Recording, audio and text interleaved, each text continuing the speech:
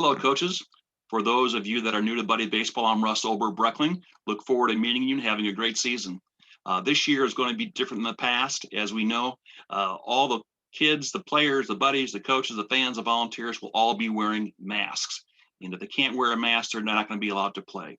So it's going to be up to you and some of the buddies to remind the other kids that they do take their mask off and needs to be put back on. After the game is over this year, we need to get out of the dugout as soon as possible because we are disinfecting all the dugouts and bleachers before the next game starts. So before your game is over, start packing up your helmets and your equipment, assign some buddies to kind of help you. So, because as soon as the game is over, we need you guys out of the dugout. And we can do all of our game ball stuff outside of the dugout. There'll be no meet and greet this year. So we'll be having our shirt pickup this Saturday. And need you to get there early because the shirts won't be sorted like this year in the past.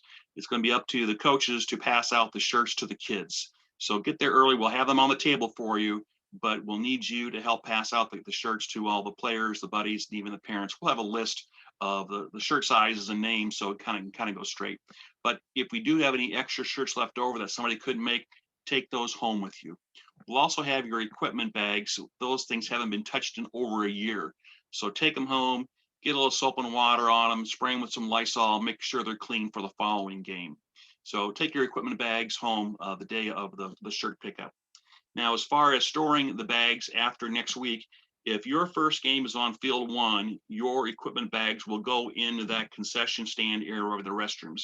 If your first game is on field 2, your equipment bags will be in the shed behind the fields. So take those with you and make sure they're all cleaned up and take the extra shirts the day of the game. Here are some game reminders. Keep the bats away from home plate. We don't want anybody tripping on a bat. So as soon as that bat gets hit, have your catcher or whoever's coaching or whoever's there to get that bat out of the way. And don't block the plate when the kids come running home. Make sure they have a clear path to get there. As we know, everybody bats and everybody's safe, and we give each kid 5 pitches to swing. If they miss after 5 pitches, we'll put it on the tee. We try to strictly enforce this to keep the game moving along. And tell your players ahead of time, before the game even starts, that if you miss 5 times, you'll be able to put on the tee. The next time we'll pitch again. We know which kids can hit, and sometimes they just can't hit at that time, but just remind them that the next time we'll pitch to them again. So 5 pitches, if they miss, they will go to a tee. If the ball makes it to the grass, it's a home run. We like to mix up the batting orders.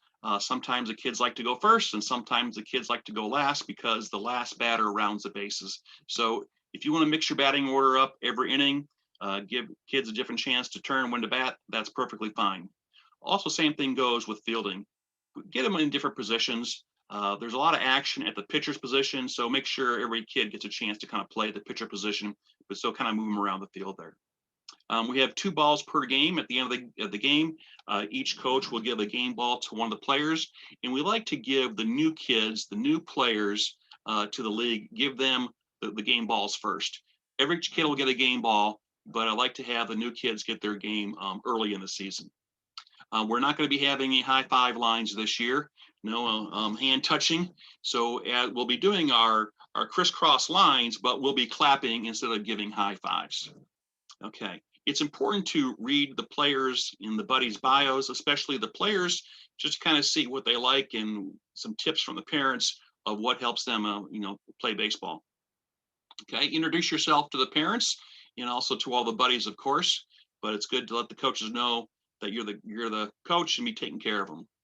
When we do have players bat, wait until the last batter crosses the plate before your kids come off the field.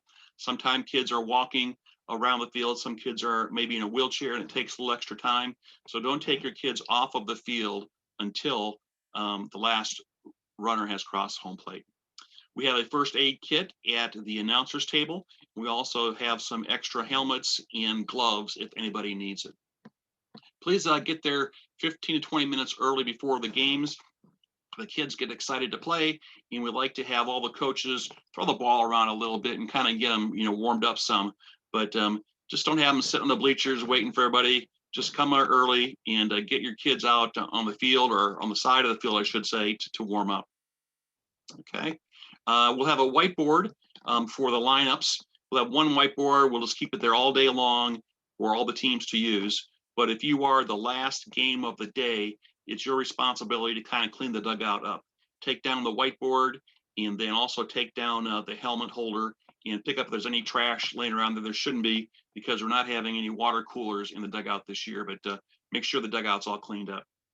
I will be sending out a coach sub list. Sometimes a coach can't make it. Some teams only have 2 or 3 coaches, and it's nice to have a full slate of coaches. So if you can't make a game, you check the coach sub list and see who plays before or after you. Maybe a coach can kind of sub for you. Occasionally, we'll have 2 coaches out at the same time. So it's important to have the coaches there. So take a look at the sub list and pick up somebody if you need any extra help. If the kids are requesting you to sign their service hours form, that's fine. Each game is an hour and a half. You guys have any questions, please give me a call or contact me, but looking forward to it and looking forward to play ball.